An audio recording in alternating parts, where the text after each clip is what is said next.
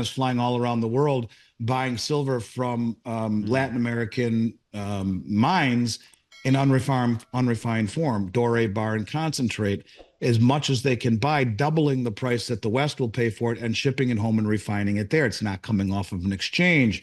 No one noticed it. This comes from the second largest producer of silver in the world, China.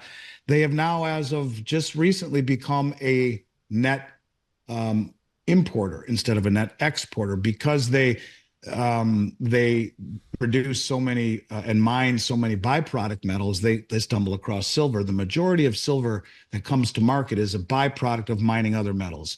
Only 20% of the silver that came to market, 25% last year, was from companies that specifically mine silver. And that's because it's found in nature in a form called epithermal near the surface. Epidermis, your skin, epithermal very near the surface. Big deposits were found a long time ago. So we've talked about all that. But now to find that silver or China's becoming a net importer instead of a net exporter, which they were a huge exporter, is massive. And I think that's something people need to understand, is that the Chinese and the Indians are beating us at the game by using the suppression of the paper price by the West to drain the shelves. And they're going as far as buying unrefined silver all around Latin and South America, paying double what the West will pay so they can refine it at home, not pulling it off of an exchange. Therefore, it's not reflected in the higher price. Did you know that China, once a net exporter of silver, is now quietly becoming a net importer, outbidding the West and stockpiling unrefined silver at double the price? This secretive strategy is just one way China is playing the long game, using the West's own market manipulations to drain global resources and strengthen their economic position. With 700 million ounces of silver imported over the last 3 years and an increasing grip on global commodities, China is beating the US at its own game. And it doesn't stop there. China is also leveraging this strategy to hoard other critical resources, potentially setting the stage for a new era of economic dominance. As the West continues to underestimate these moves, the implications could be profound. I don't think gold will be confiscated. When Roosevelt confiscated gold right over my shoulder there in 1933, gold was currency. Everybody owned it.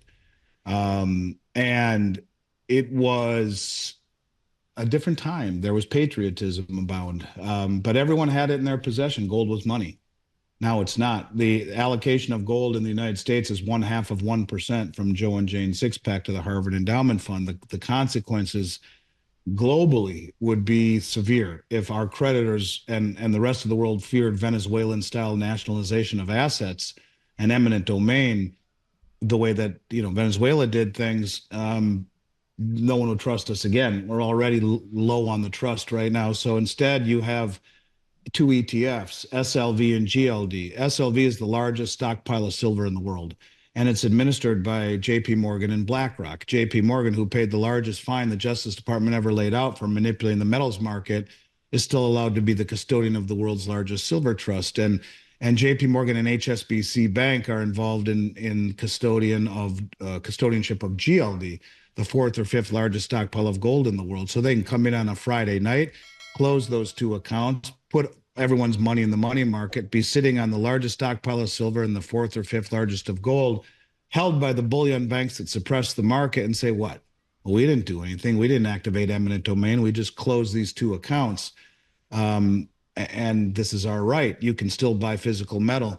Now, as far as silver, did I share my screen with you a week or two ago and show you those charts? Yeah, you did. Yeah, and so, I mean, to me, there's a lot more to silver than meets the eye as to why it's not going higher. But I will tell you, on top of, and people should go back and look at those charts, because you have 8 banks in the West holding down the price of silver to the largest concentrated short position ever in any commodity ever traded. This is not normal. I believe has a lot to do with the military industrial complex. We've talked a lot about India importing over 700 million ounces of silver over the last 3 years, and much more than that probably, which is 10 times more than there are bars available for delivery on the COMEX. And we've talked about 3 billion ounces of silver traded per day on the LBMA. That's 3.5 times annual global mine supply, with only 300 million ounces available to be delivered. They're distorting the price through paper deliveries. I think I probably last week talked to you about the validation I've had from two mining executives who told me China's flying all around the world buying silver from Mm. Latin American mines in unrefined form, doré, bar, and concentrate, as much as they can buy, doubling the price that the West will pay for it and shipping it home and refining it there. It's not coming off of an exchange. No one noticed it. This comes from the second largest producer of silver in the world, China.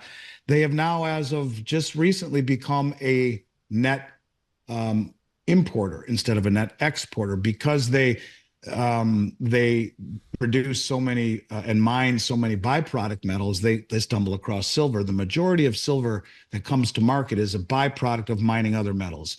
Only 20% of the silver that came to market, 25% last year, was from companies that specifically mine silver. And that's because it's found in nature called in a form called epithermal near the surface. Epidermis, your skin, Hmm. epithermal very near the surface. Big deposits were found a long time ago. So we've talked about all that. But now to find that silver or China's becoming a net importer instead of a net exporter, which they were a huge exporter, is massive. And I think that's something people need to understand is that the Chinese and the Indians are beating us at the game by using the suppression of the paper price by the West to drain the shelves. And they're going as far as buying unrefined silver all around Latin and South America, paying double what the West will pay so they can refine it at home, not pulling it off of an exchange. Therefore, it's not reflected in the higher price. So I think silver is still the most undervalued asset in the world, 100%. But it's not gold, and gold is the only other tier one asset that the central banks are buying. There's something big in store for gold. But there's a 90% correlation throughout all of history and movement between gold and silver. Silver will come along for the ride and it will slingshot and outperform gold percentage wise when it finally is allowed to reach its fair price. And if you take gold right now at its all-time high or pretty damn close to it of let's see, what do we got here? Real darn close to 25.15. And we divide that by seven, which is what it's coming out of the ground at.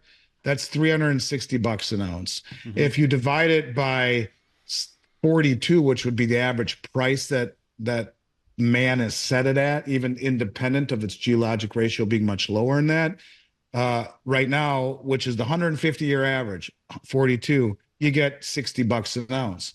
Silver has been distorted in its value, and the only way to suppress or manipulate a market over an extended period of time is to push it in the direction it's going. And no one ever wanted to stand for delivery on these exchanges, but that's changing. See, these countries are now motivated, coordinated, sophisticated, wealthy, and cunning, and they are using our own suppression of the markets to drain them and to use our leverage against us. They don't have to fire missiles at us to win. They just have to take all of the strategic commodities at subsidized prices because these exchanges have a delivery mechanism built into them that no one ever did forever until now. And they're coming from sovereign wealth funds and sovereign governments who are saying, yeah, we'll stand for delivery. Thank you. So these exchanges are being bled dry and they're using the Western price to their advantage. The only reason they're not bitching is because they're accumulating. Once they've accumulated enough and the COMEX or the LBMA is exposed as a Ponzi scheme, just as Bernie Madoff was running a good business until they discovered he wasn't. And when people asked for delivery, give me my money back, it all blew up. Well, that's how this will blow up. And these countries were never sophisticated, motivated, or coordinated enough or wealthy enough. They are now. And this is how we're going to lose. And this is what they've been doing. So for those people holding on to silver and wondering why it's so counterintuitive and gold keeps going higher, it's because there's a vested interest. And I believe it lies squarely in the military industrial complex's role of creating high-tech weapons that need silver. That's why they've held it down. That's why 8 banks from the West are stepping on silver. It's as dumb as a mud wall. When the whole rest of the world is accumulating it, it will end poorly. And that's why I think we're getting close to the ending of the suppression in silver. It's just a game that will put you out of business if you're naked short and you're not able to deliver when it's called upon. If the exchanges go force majeure and stop allowing delivery, well, that's the same thing as a default. And then the whole thing blows up. So, yeah, I think we're closer than we've ever been. Gold will be the backbone of a new system. Silver is the most undervalued asset in the world and should be part of everyone's portfolio. I mean, first of all, in 2020, oil hit negative 40 a barrel. Now, tell me how the hell that happens. negative $40 a barrel because this was in the middle of COVID and you had all of the tankers sitting outside the ports, couldn't get in. And so negative 40 a barrel. That's the consequence of having the futures market control the price rather than the underlying commodity. And with what the Middle East has turned into a powder keg, you would think oil should be going much higher. But after all, it is an election year. And while the American public wouldn't know a gold coin if it fell on their foot, they certainly understand the cost of filling up their gas tank. And if the Democrats have gasoline way high and oil way high into an election, maybe that has something to do with it. Where here again, this is the part that pisses off much of the world. In fact, the grain exchange for BRICS was just founded, and the head of the grain exchange said, we produce more wheat than the West does, and we consume more than they do, yet we have no control over its price. It's all controlled on the COMEX. Well, the same thing would be true about oil. And these countries that are producing the majority of the oil around the globe are all part of or joining the BRICS, or every one of them's on the Belt Road. Yet the price is primarily controlled on COMEX. So this is the pushback that the West has been able to manipulate and control things. And I believe you will see all sorts of exchanges move eastward. In fact, over the last 200 days, the combined volume of the Shanghai Gold Exchange has outpaced the COMEX. It's now the number 2 highest volume trading metals exchange on the planet. You'll see that with all of the world's commodities because we're distorting them for political reasons. My guess is, if you think about it, oil should be way higher because you're talking about major wars, in the Middle East. Iran is an OPEC country. And if Israel and Iran get into something serious, Israel has the 5th generation bombers that can fly undetected and they will destroy their oil refineries. And at that point, what happens to the price of oil? Now, that's just hypothetical, but when you think about oil saying, I don't see any problem ahead, to me, no, it's more along the lines of the commercial banks at the behest of the Western elite that say, let's short some oil here and keep it low because it's an election year. We need to keep our meal ticket going. So that would be my initial thought. I don't know. It seems counterintuitive to me that oil would be, especially in the middle of summer, although we're getting to the end where people drive a lot more and stuff, where oil typically higher. I would say it doesn't make sense to me other than it being a primary election year.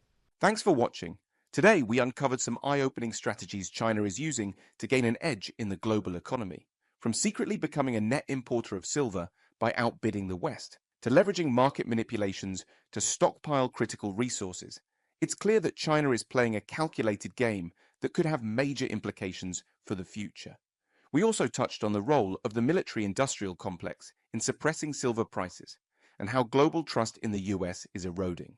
If you found this information valuable, make sure to hit that subscribe button, give this video a like, and share your thoughts in the comments below. We'd love to hear your opinions on what all of this could mean for the future of our economy. See you in the next one.